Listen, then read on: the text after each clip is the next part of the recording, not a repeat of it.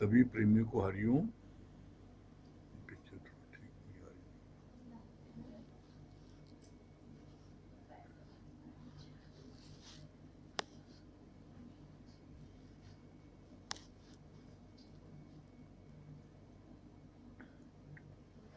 हम लोगों का गीता का तीसरा अध्याय चल रहा था। कल पढ़ा गया था तीसरे अध्याय में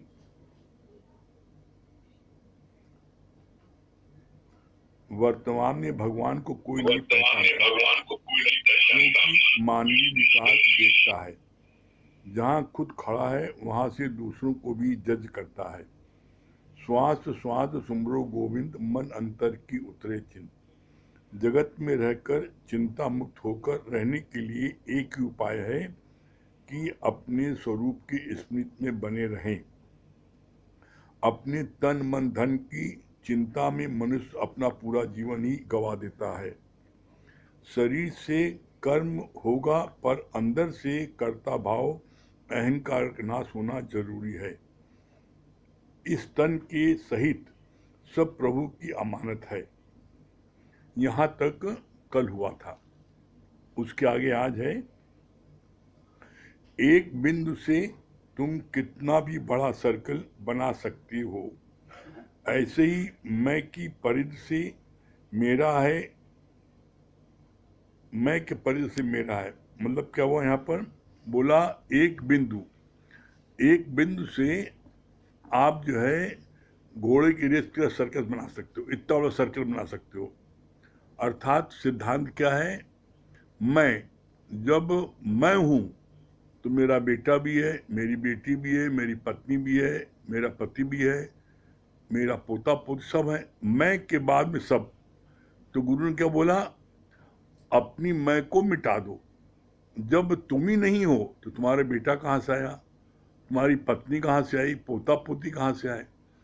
जब तक तुम अपनी मैं नहीं मिटाओगी तब तक तुम्हारा अहंकार नहीं जाएगा। ये अहंकार जो है मैं मिटने के बाद आता है। इसलिए बोलते हैं मैं नहीं, मेरा नहीं, सब कुछ है प्रभु का दिया। जब ऐसा मान लोगे तो फिर अंदर में किसी प्रकार का कोई अहंकार नहीं आएगा। ये मैं को मिटना। और इसीलिए देखिए एक बड़ा अच्छा इसका गुरुजी ने उदाहरण बोला था। बोला बकरा जो है देखो हमेशा मैं करता है, और जब काटा जाता है तो काट के जब उसको उसकी खाल जो होती है उससे बनता है, जिससे रुई धुनते हैं तो तुम भी।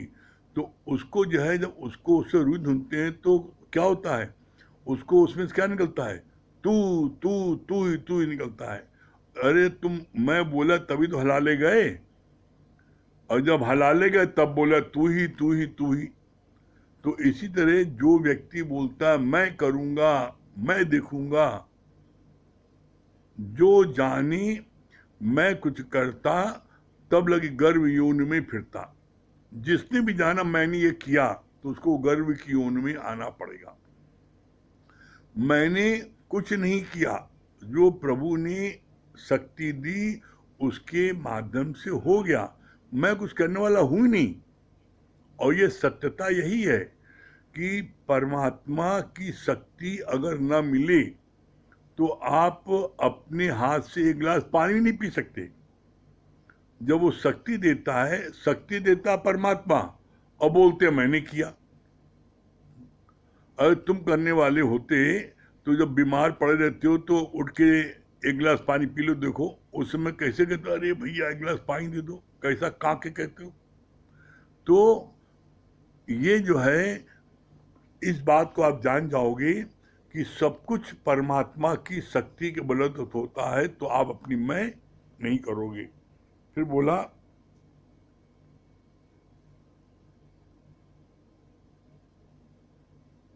डॉक्टर अपने घर वालों के ऑपरेशन के लिए दूसरे सर्जन को बुलाता है क्योंकि मोह के कारण उसके हाथ पांव कांपते हैं। एक शिष्य ने ये यहाँ पर बोला, डॉक्टर जो है अपनी वाइफ का ऑपरेशन करना हो, अपने बेटे का ऑपरेशन करना हो, तो उस समय स्वयं ऑपरेशन नहीं करता, चाहे कितना बड़ा सर्जन हो। वो अपने किसी साथी बुलाता है। क्यों? क्योंकि मोह इतना खतरनाक होता है कि दवाई की जगह लोग सिरप पिला देते हैं। जब अपने बच्चे का काटने का होगा तो निश्चित उसकी उसकी कैंची कांपने लगेगी और गला सलत हो जाएगा। इसीलिए कोई अच्छा से अच्छा सर्जन अपने बच्चे का, अपने परिवार का ऑपरेशन स्वयं नहीं करता, दूसरे से कराता है। तो इसके लिए भगवान बोला ये 7 चमड़ी के अंदर मोह पड़ा है, ये मोह जो कब निकलेगा? जब आप गुरु से उससे अधिक प्यार करोगे तब ये मुंह निकलेगा, नहीं तो मुंह निकलने वाला नहीं है। फिर बोला, किसी ने प्रश्न किया गुरु जी से, बड़ा अच्छा। एक शिष्य ने गुरु से पूछा, मैं गृहस्थ में खुशी कैसे रहूं? गुरु ने कहा, भगवान से प्रार्थना करना कि दूसरा जन्म सुअर का तुम्हें मिले, दूसरा जन्म तुम्हें सुअर का मिले। गृहस्थ का सुख सुअर को सबसे ज्यादा है। क्यों बोला भगवान ने? इसलिए कि कोई भी जीव अपने जीविकापार्जन के लिए कुछ न कुछ परिश्रम करना पड़ता, हर व्यक्ति को कुछ न कुछ करना पड़ता है। लेकिन इस धरती पर एकमात्र सुअर ऐसा है जिसको सबसे अधिक परिवार का सुख मिलता है बिना किसी मेहनत के। कैसे?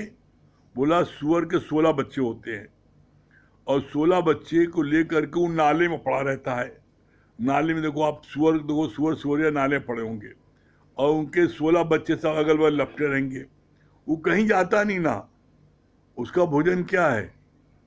विष्ठा मैला, और वो नाले में बहती रहती, वहीं गपर गपर खाता है, वहीं सोता है, वहीं आराम से रहता है। वो कुछ करते ही नहीं ना, उससे ज्यादा सुखमय जीवन किसी का ही नहीं ना। तो ये ऐसा सुखमय जीवन अच्छा है? तो इसके लिए बोला, नहीं, कभी भी भगवान से भूल के मत कहो भगवान हमें ऐसा जीवन दे दो। क्यों?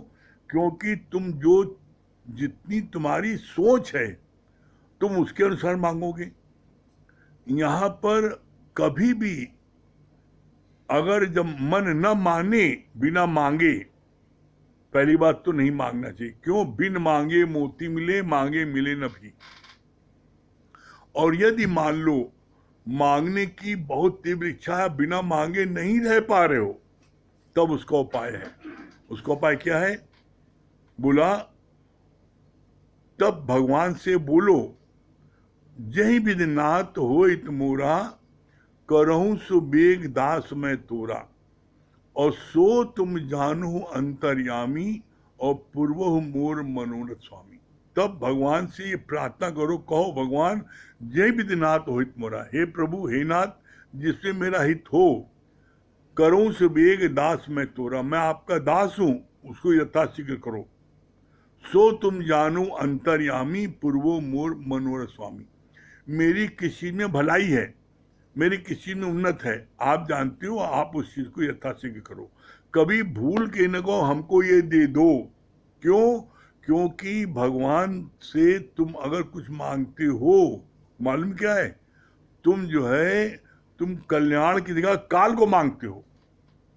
तुम्हारी सोच कौन सी है? जीव वाली। और जीव वाली कौन? जीव जो जमीन में रेंग रहा है। तो कभी भी परमात्मा से न मांगो हमको ये चीज दो, हमको बेटा दो, बेटी दो, दुकान दो, मकान दो, धन दो, दौलत दो, कुछ नहीं। तुमने बेटा मांगा और अपाहिज बेटा दे दिया, अब सारी जिंदगी उसकी खातिर करो, जाओ फंसो उस पे। इसलिए पहली बात तो मांगे नहीं, और बिना मांगे न रह पाए तो उसका उपाय है, तब भगवान से बोले, जय विधिनाथ होइत मोरा, और करहूं सुबेग दास में तोरा, सो तुम जानो अंतर्यामी, और पूर्वो मोर मनोरथ स्वामी। फिर आगे बोला,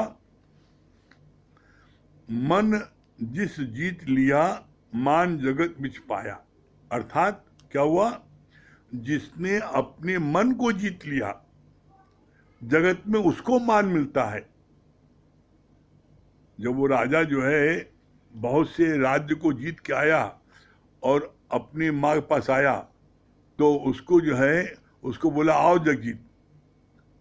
तो वो जो है माँ जो है वो बड़ा परेशान हो गया। माँ उसको कभी उसको उसको उसको कभी वाहवाही नहीं करती थी। तब तब उसने माँ से पूछा आखिर माँ आप कब खुश होगी? तो उसने कहा जिस दिन तुम मनजीत बन जाओगे उस दिन मैं खुश होंगी। तुम ये राज्य जीता ये राज्य जीता ये कौन सी बड़ी बात है? जिस दिन तुम मन को जीत लोगे मन जीत बन जाओगे उस दिन जो है हम जो है तुमको जो है तुमको खूब प्यार करेंगे। तो कहा माँ कैसे ये चीज कैसे संभव है? तो बड़ी अच्छी युक्ति दी। कहा कि मेरा गुरु है, मेरा गुरु जो है वो कहता है मंजीत जो बन जाता है पूरे जगत में उसको लोग जो अपनी पलकों में बैठाते हैं उसका मान होता है। तो कहा कैसे मंजीत कैसे बन सकते हैं? कहा ये हमारे गुरु से जाके पूछो, हम नहीं बता पाएंगे। तो जैसे राजा महाराजाओं का अहंकार होता है, अपना लश्कर लेकर सेना लेकर के हाथी घोड़ा लेकर गुरु के पास पहुंचे। गुरु ने उसकी तरफ देखा ही नहीं, पलट गया। तो बड़ा गुस्सा आया, कहा इसका गुरु कैसा है ये है? मैं राजा और मैं आया और मेरे को देखा तक नहीं, पलट गया। तो जाके माँ से शिकायत किया, माँ तुम्हारा गुरु कैसा है? हम गए इतना और हमको बड़ी बेइज्जती की, हमारी अब देखा नहीं, पीठ करके बैठ गया। माँ ने पूछा बेटा कैसे गए थे? अरे कहा जैसे राजा लोग जाते हैं वैसे मैं गए थे, हाथी घोड़ा सेना ले गए थे। तो कहा गुरु पास ऐसे जाते हैं? कहा गुरु जो है ऐसे नहीं प्रसन्न होता है। गुरु के पास जाने के लिए सिर को जो है पैर बना लो, ऐसे नम्रता भाव से जाओ तब गुरु जो है। तो माँ का कहना माना और अगले दिन फिर जो है वो एकदम अकेले गुरु के पास गया। और जब गुरु के पास गया तो गुरु ने कहा उसे बैठा, कहा चलो झाड़ू पोछा लगाओ। तो कहा मैं राजा और मुझसे झाड़ू पोछा लगाने के लिए कह रहे हैं। तो फिर उसको बुरा लगा। फिर माँ से कहा माँ आपका कैसा गुरु है? तो कहा कि गुरु तुम्हें मंजीत बनना है ना, तो मंजीत बनने के लिए गुरु जो कहे, तुम्हें अभी बुरा लग रहा है अभी गलत लग रहा है, लेकिन जब तुम गुरु की बात को मानते जाओगे तब तुम मंजीत बनोगे। तो उसने कहा चाहे कुछ हो जाए हमको मंजीत बनना है। जब उसके मन में ललक आ गई फिर गुरु में दूसरे दिन गया, फिर तीसरे दिन गया। गुरु ने उससे सफाई कराई, उससे पोछा लगवाया, बर्तन मंजवाया, सब जो जो कहता गया गुरु वो करता गया। और जब सब कर लिया तब उसने जो है कहा जाओ अब अपने राज्य में जाओ, अब तुम मंजीत हो गए। तो माँ ने उसको बहुत प्यार किया, कहा अब तुम मंजीत हो। क्यों? गुरु की आज्ञा में चलना ये सबसे कठिन काम है। इसीलिए पूछा गया, बड़ा अच्छा कहा, बोला कि बताओ आप हमें कि ये जो है गुरु का संग अच्छा है या सांप का डंग अच्छा है? तो शिष्य ने कहा कि सांप का डंग बहुत अच्छा है। कैसे? कहा एक बार डंग मारे मर जाते हैं, लेकिन गुरु तो मरने भी नहीं देता, डंग मारता है रोज, लेकिन अंदर हाथ सहार दे बाहर मारे चोट। गुरु मरने में नहीं देता, लेकिन जब तक वो सुधार नहीं लेता, जब तक वो मंजिल पर पहुंचा नहीं लेता, जब तक आप समान नहीं कर लेता, तब तक वो हमको मारता ही रहता है, लेकिन अंदर से हाथ सहार देता है। तो गुरु का जो डंक है का ये बड़ा असहनीय होता है, रोज रोज मार खाना पड़ता है। तो ऐसे में अब ये देखो कि मार खाए तो इसमें भला किसका हुआ? मंजिल पर तो आप पहुंचे ना, गुरु को क्या मिला? गुरु ने आपके साथ में इतनी मेहनत की, इतना सब कुछ किया और आपको गुरु ने मंजिल पहुंचा दिया, तो इसमें गुरु क्या मिला? लेकिन गुरु तब भी क्यों करता है? क्योंकि गुरु ने अपने गुरु का कहना माना। गुरु ने क्या बोला?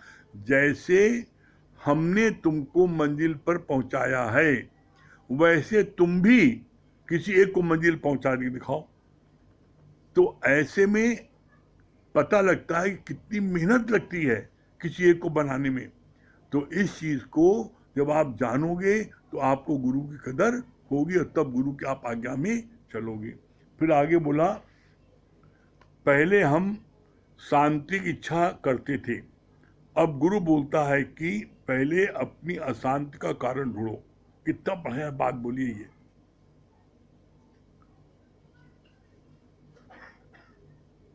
पहले हम शांति की इच्छा करते थे और शांति की इच्छा के लिए हम कभी इस पंडित के पास जाते थे, कभी इस मंदिर जाते थे, कभी उस मंदिर जाते थे, कभी इस मौलवी के पास जाते थे, और जो जो जो कहता था ये दान करो, ये पुण्य करो, ये पूजा कराओ, वो करते जाते थे, लेकिन तभी मन शांत नहीं होता था। जब गुरु की शरण में आए, ब्रह्मज्ञानी गुरु शरण में आए, और जब यही बात उससे बोली, गुरु जी कैसे शांति मिले बताइए, तो गुरु जी ने क्या कहा, शांति नहीं ढूंढो, तुम तो पहले से शांत स्वरूप थे, आनंद स्वरूप थे, ब्रह्म स्वरूप थे, तुम पहले से थे। You are already god. तुम शांत स्वरूप थे, आनंद स्वरूप थे, ब्रह्म स्वरूप थे, पहले से थे। ये खोजो, ये ढूंढो कि तुमको किस बात ने अशांत किया है। जब ये बात ढूंढ, अरे हाँ फलानी चीज ने मन, फलानी जमीन मिल जाए बड़ा अच्छा है, फलानी सुंदर लड़की मिल जाए बड़ा अच्छा है, फलानी मकान मिल जाए अच्छा है, ये पोस्ट मिल जाए अच्छा है। मतलब हमारी इच्छा जो है हमारी अशांति का कारण थी। जब गुरु ने इस बात को समझाया कि तुम शांति नहीं ढूंढो, तुम ये ढूंढो कि किस बात ने तुमको अशांत किया है, कितना की पॉइंट बता दिया। और जब इस पर गए तो देखा कि हाँ सही बात है, इन बातों ने अशांत किया है। अब बात निकाल दो, आपको किसी चीज की भी इच्छा है, अब उस बात को निकाल दो, बस निकाल दो आप शांत। तो शांत तो पहले से थे, शांत अब भी हो, लेकिन तुम्हारी उस चाहना ने तुमको अशांत कर दिया था। फिर आगे बोला, कितनी अच्छी बात, कामना का वास स्थान है मन बुद्धि इंद्रियां। कितनी सुंदर बात बताई है। कामना का वास स्थान कहाँ है? कामना कहाँ होती है? मन में होती है, मन से बुद्धि में आती है, बुद्धि से इंद्रियों पर जाती है। तो बोला इसके लिए क्या करना है? इसके लिए बोला आगे, धुएं से अग्नि, मल से दर्पण तथा जड़ से गर्भ ढका हुआ है, वैसे ही कामना द्वारा तेरा ज्ञान ढका हुआ है। जिसके अंदर कामना होगी उसका ज्ञान कभी भी बाहर नहीं आएगा। जिसके अंदर कामना होगी, आसक्ति होगी, उसका ज्ञान उस कामना के कारण ढक जाएगा। कैसे ढक जाएगा? बहुत अच्छा इसका जवाब दिया गुरुजी ने। बोला जैसे माँ के गर्भ में बच्चा ढका रहता है ज्वर से और बिल्कुल भी नहीं दिखाई पड़ता, इसी तरीके से तुम्हारे अंदर में अगर कामना वासना अंदर में भरी है तो तुम्हारा ज्ञान एकदम ऐसे ढक जाएगा। तो इसके लिए क्या बोला गुरुजी ने? अपनी इंद्रियों पर विजय प्राप्त करो, अपने मन बुद्धि पर विजय प्राप्त करो। जब ये तुम्हारे इंद्रियां तुम्हारे कंट्रोल में होंगी तो तुम्हारा ज्ञान नहीं ढकने पाएगा। इसके लिए बहुत सुंदर बात बोली, कहा वैसे ही कामना द्वारा तेरा ज्ञान ढका हुआ है। ये संकेत है कि 3 प्रकार की इच्छा है, स्थूल सूक्ष्म कारण। इच्छा 3 प्रकार की है, स्थूल सूक्ष्म और कारण।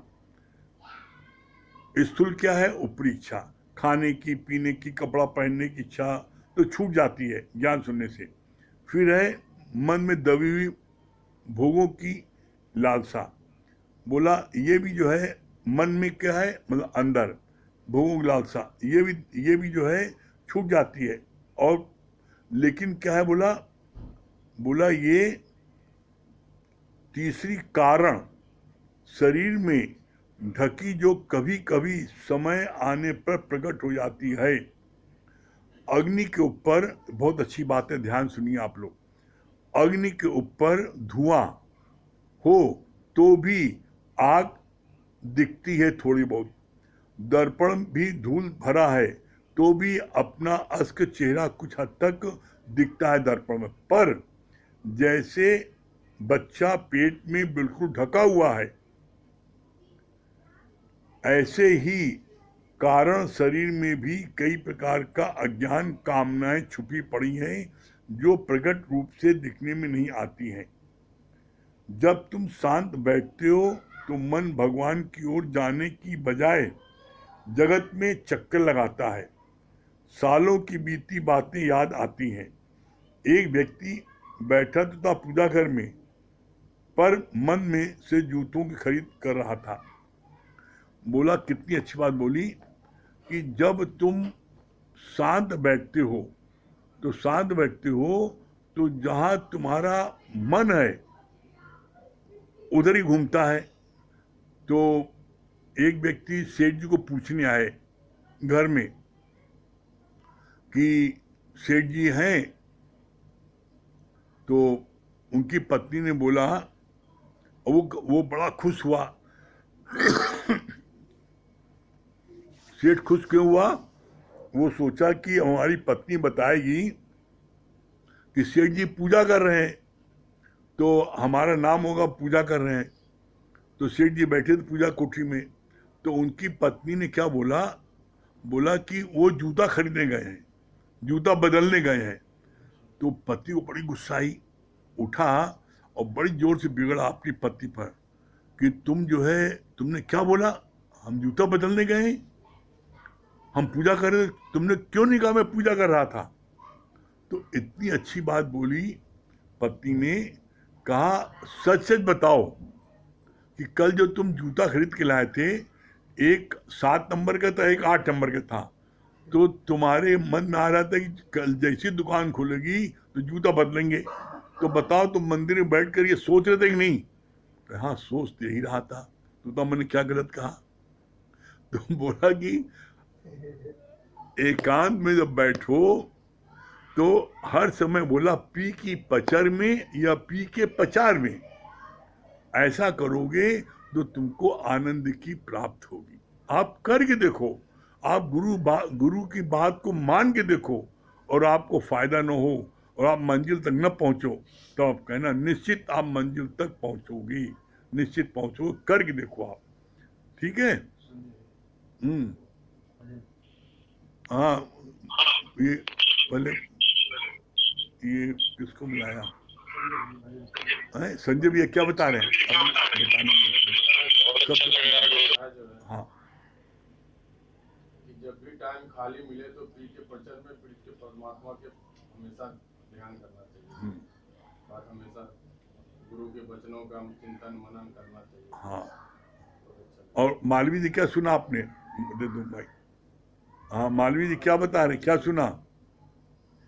ये भी अच्छा होता है गुरु जी की, हम जो है सत्संग में जैसे आने के पहले हम लोग भी जो है पूजा नहीं करते थे, मतलब जूता बदली करते थे जो है। और और ये भी अच्छा लगा कि कहते मतलब अपने मन से इच्छा चाहना को हटा दे तो जो है कहते हैं शांति आ जाएगी, आनंद आ जाएगा। बहुत अच्छा। हाँ, मंगल भैया। अपनी मछानी को हमेशा याद रखना चाहिए। बहुत सुंदर। महेश भैया। बहुत अच्छा आपने बताया कि हमेशा गुरु से शुक्राने में भीगे रहे, तभी मचानी देश याद रखें। हाँ, दिनेश भैया। बहुत अच्छा लगा कि व्यक्ति मोह में अपने उत्तरदायित्वों का निर्वहन नहीं कर पाता है।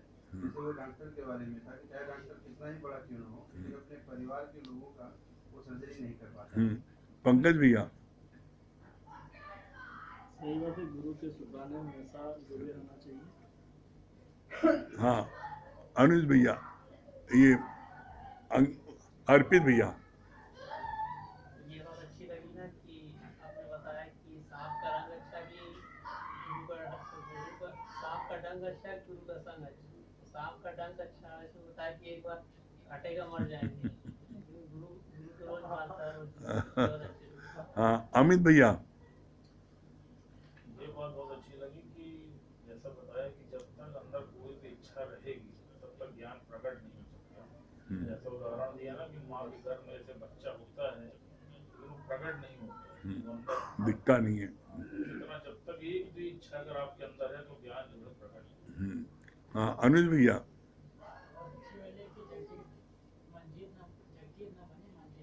हाँ मंजित बने, जगजीत नहीं बने। हाँ हाँ क्या बता रही है? हाँ बहुत अच्छी बात लगी कि जैसे वो जूता बदल रहा तो मंदिर में बैठ करके एकाग्रता नहीं, सब सिर्फ गुरु के ज्ञान का, गुरु के शुक्राने में ही जा करके एकाग्रता बनती है। हमें मंदिर में बैठ करके भी मन जैसे उसका ना ये 8 नंबर का 9 नंबर का वो जूता ही बदल रहा था। हाँ लक्ष्मी जी। बने हमेशा, जगजीत न बने। मंजित बने, वेरी गुड। हाँ सुशीला जी। हरिओम। बहुत अच्छा होता है ना कि गुरु के हमेशा शुक्राना मानना चाहिए। और ये बताया ना कि जब घोड़ा पे चढ़ के जब गुरु के पास गए तो वो गुरु देखबो नहीं किए, तो गुरु के पास भी किस तरीका से जाना चाहिए ये युक्ति हर कोई नहीं जान पाता, ये भी युक्ति गुरु बताते हैं। तो चलिए। बहुत अच्छा लगा कि मन जीत बनना चाहिए। हाँ चलिए भजन सुना दीजिए।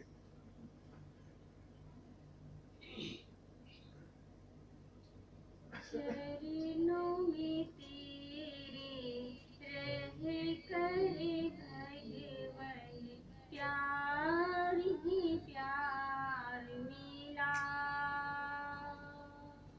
चरणों में तेरे रह कर भगवन प्यार ही प्यार मिला। श्रद्धा से जब पूजा मैंने ब्रह्म का ज्ञान मिला।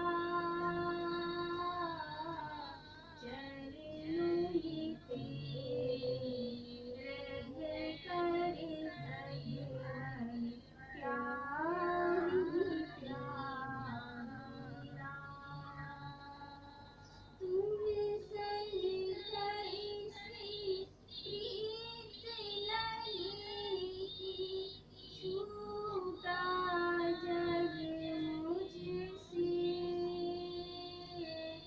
जादू तूने ऐसा किया कि मैं छूटा जग से। तुमसे कैसी प्रीत लगी कि छूटा जग मुझसे। जादू तूने ऐसा किया कि मैं छूटा जग से। बंधन सारे टूट गए जब तूने बांध लिया। बंधन सारे टूट गए जब तूने बांध लिया। श्रद्धा से जब पूजा मैंने ब्रह्म का ज्ञान मिला। चरणों में तेरे रह कर भगवन प्यार ही प्यार मिला। गुजर गया हर पल दुख का जब तेरा ध्यान किया। हर मुश्किल आसान आसान हुई जब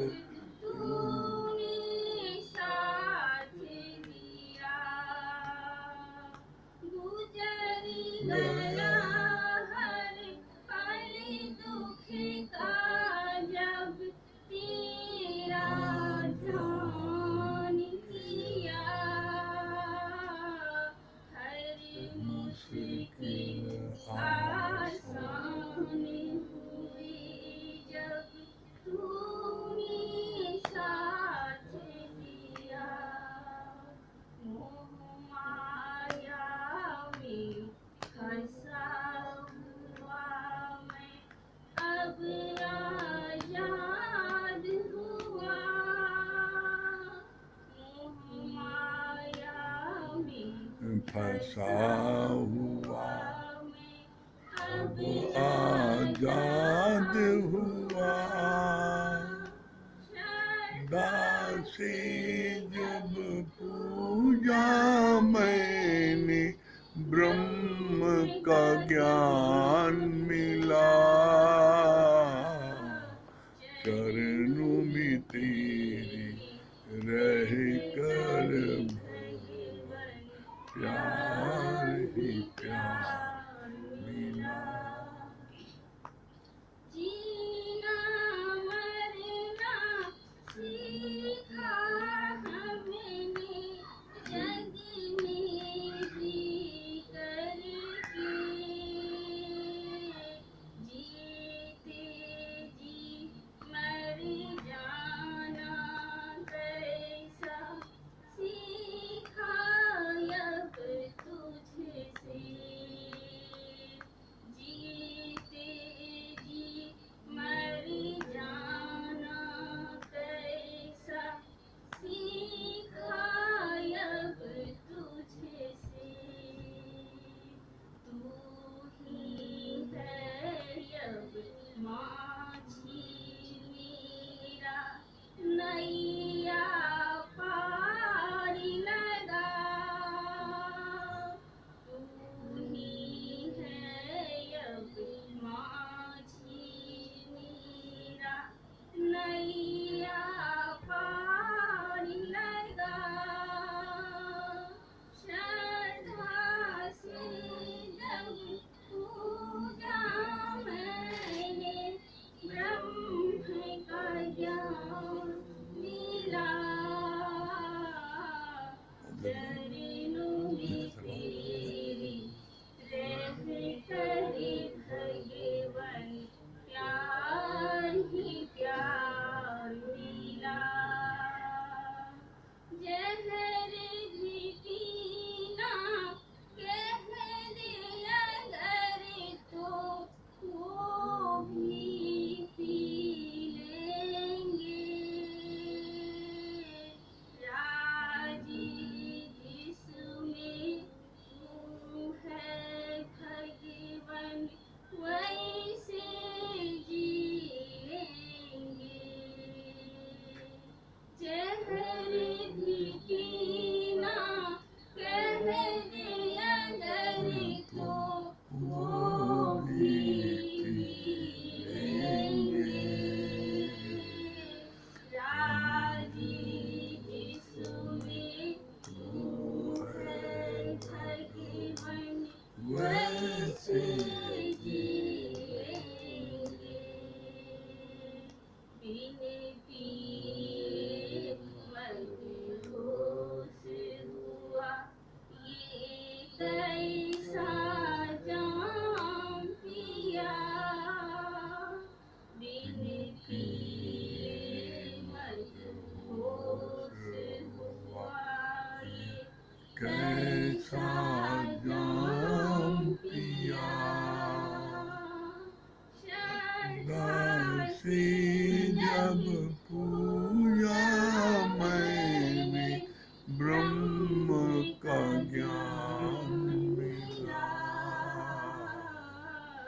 चरणों में तेरे रह कर भगवन प्यार ही प्यार मिला। प्यार ही प्यार मिला। सब कुछ यही मिला। बहुत सुंदर सुशीला जी, बहुत सुंदर। हाँ अमित भैया भजन सुनाइए। ये रथ मेरा मैं राजा हूँ, बड़ी शान से जीवन सैर करूँ। ये रथ मेरा मैं राजा हूँ, बड़ी शान से जीवन सैर करूँ। ये इंद्रियां हैं घोड़े गलत नहीं दौड़े, लगाम मेरी गुरु ने पकड़ी है। ये इंद्रियां हैं घोड़े गलत नहीं दौड़े, लगाम मेरी गुरु ने पकड़ी है। मैं मन बुद्धि का साक्षी हूँ, बड़ी शान से जीवन सैर करूं। मैं मन बुद्धि का साक्षी हूँ, बड़ी शान से जीवन सैर करूं। ये रथ मेरा मैं राजा हूँ, बड़ी शान से जीवन सैर करूं। मैं राजा इस तन का, जीवन के चमन का, यहाँ तो सदा ही बहारें हैं। मैं राजा इस तन का, जीवन के चमन का, यहाँ तो सदा ही बहारे हैं। जहाँ भी जाऊं खुशी ही पाऊं, बड़ी शान से जीवन सैर करूं। जहाँ भी जाऊं खुशी ही पाऊं, बड़ी शान से जीवन सैर करूं। ये रथ मेरा मैं राजा हूँ, बड़ी शान से जीवन सैर करूं। मेरा न कोई दुश्मन, सभी से अपनापन, विचारों का सारा है खेल यहाँ। मेरा न कोई दुश्मन, सभी से अपनापन, विचारों का सारा है खेल यहाँ। सुजागी का मैं दीप धरूं, बड़ी शान से जीवन सैर करूं। सुजागी का मैं दीप धरूं, बड़ी शान से जीवन सैर करूं। ये रथ मेरा मैं राजा हूँ, बड़ी शान से जीवन सैर करूं। यही है तत्व मेरा, नहीं है मेरी हस्ती, मेरी बस मस्ती ही मस्ती है। यही है तत्व मेरा, नहीं है मेरी हस्ती, मेरी बस मस्ती ही मस्ती है। मैं बिन कौड़ी का बादशाह हूँ, बड़ी शान से जीवन सैर करूं। मैं बिन कौड़ी का बादशाह हूँ, बड़ी शान से जीवन सैर करूं। ये रथ मेरा मैं राजा हूँ, बड़ी शान से जीवन सैर करूं। ये रथ मेरा मैं राजा हूँ, बड़ी शान से जीवन सैर करूं। चलिए ओम का जाप कर लीजिए।